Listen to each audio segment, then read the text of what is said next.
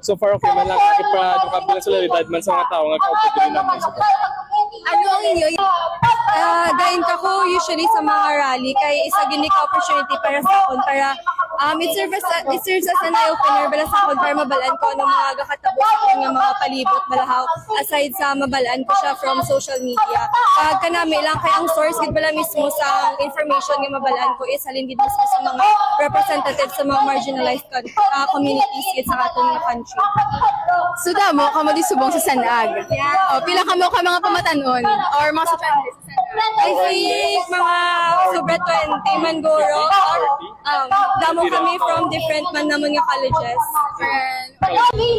hindi pa din ang Paksilika ang mga ang pinakauna Yes, ang Paksilika since nang nakabalitaan namon nga damo na rotational brownouts kag problema sa kuryente kag nabalayan sa water bills ang mga mamamayang Pilipino. So do hindi pa gid siya nami nga state subong para magpatindog mga amo na nga klase projects or such.